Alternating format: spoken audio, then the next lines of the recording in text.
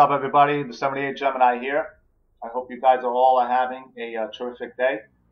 In the background, it's still me celebrating from my last design showcase on the Ken Block Monster Energy Subaru WRX STI. Nobody brought out the champagne, so I continued to burn some rubber and just wasting fuel.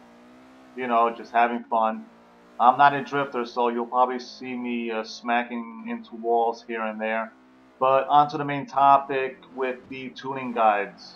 About 2-3 weeks ago, I ran into a channel called Stella Stig, where I saw these incredible tuning guides. I was very impressed with Stella's content. They are very well put together with great detail and information, and he'll guide you through what different settings do on different components. He also does other great series where he does a full build on different classes with different cars, and also provides you with the final tune for you guys to, you know, just enjoy racing and test out these tunes and give your feedback on them. I also saw some racing content of his, and let me tell you guys, Stella can race. So I left you guys some links to his channel down in the description box, and I do ask if you pay his channel a visit and give him the great support you guys have been giving me. So the first tuning guide is going to be on the differential, covering the acceleration aspect. So here it is, guys. Hope you guys enjoy it. And once again, please visit Stella Stig's channel and give him the great support. Take care, everybody. Peace. Hi guys, and welcome to another tutorial. After my previous one, a lot of you guys wanted to know how I came to my base settings for my tunes, so I thought I'd try and do a step-by-step guide and explain to you how different aspects of the tuning work. On this one, I'm going to start with the differential and acceleration settings. For this tutorial, we're going to be using the Ferrari Italia 458. The only thing I've upgraded on this car is put a race diff on it. Everything else is standard, and we're going to be using Mazda Laguna Seca and Maple Valley as a test track for this to hopefully explain how the acceleration settings on the rear diff work. Right, so we've got the car set up ready for the last corner on Laguna Seca, and there's base settings for the diff, and we're going to boost that all the way up to 100%. So we've got maximum diff setting for the acceleration. Put the telemetry up for you so you can see what's going on.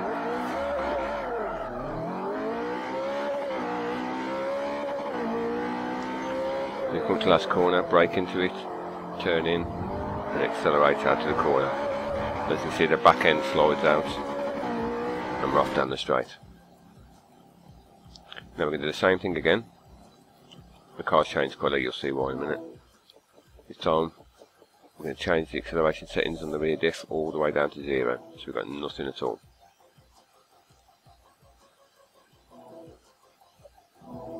Now we're going to run exactly the same corner on exactly the same track.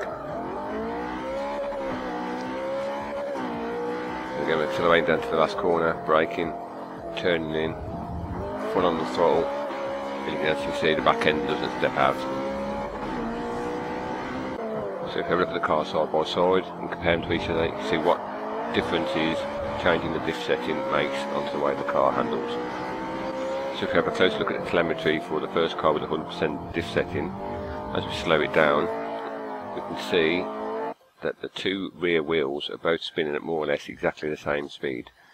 This is what's pushing the back end of the car around and causing oversteer. Now as we look at the other car with 0% acceleration and diff setting, as we get into the corner, we'll slow things down, accelerate out of it, and look at the two wheel speeds. You can see the inside wheel is spinning a lot faster than the outside wheel. This is not forcing the car back end to step out and keeping everything in line. So you might well ask yourself, if that's the case and putting the diff setting at 0% reduces oversteer coming out of the corner, then why don't we just put the diff setting at 0% all the time? Well, sometimes we actually need to have the diff setting higher up, as this will help us get round certain corners on certain tracks. An ideal example is the first turn on Maple Valley. So I'm going to show you some footage in a minute on how the two different diff settings affect how we get round the corner.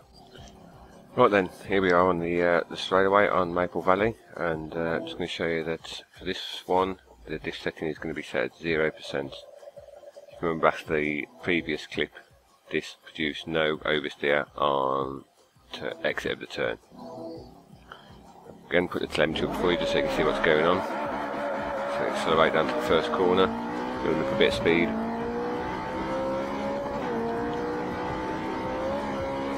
And as we turn in, so we're back on the power, but this time because the back end's not forcing round, we're actually getting understeer as we're going around the long sweeping bend.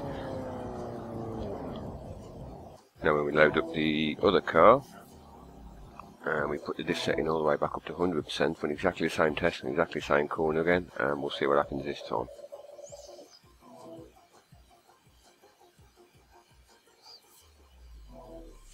Again, put the telemetry up so you can see what's going on.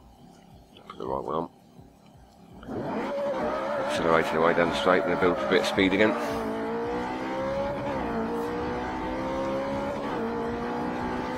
Right into the first corner, turn in, and then back on the gas. And now this time, because the diff's forcing the back end round, we're not actually getting any understeer, and it's helping us to get round the corner. So hopefully you've been able to see, guys, on two different types of corners, on two different types of tracks, the diff settings have completely different outcomes to how the car handles. The skill of it is trying to find a happy medium of somewhere in between 0% and 100%, where the car doesn't understeer and the car doesn't oversteer. What I usually do as a tip is to set it around 70%, take it for a spin, see how the back end handles. If it steps out, I usually reduce it by 10%. Keep going through that process until I've got no oversteer on exit and it doesn't cause me to have understeer either. Right guys, I hope you've enjoyed this video. I hope you find it helpful. Please don't leave any comments or likes or subscriptions of anything else you want to see. Next time I'm going to try and go into the deceleration settings and complete the diff, and also look at four-wheel drive and front-wheel drive for you as well. So I hope you enjoyed this guys, and I'll catch you all later.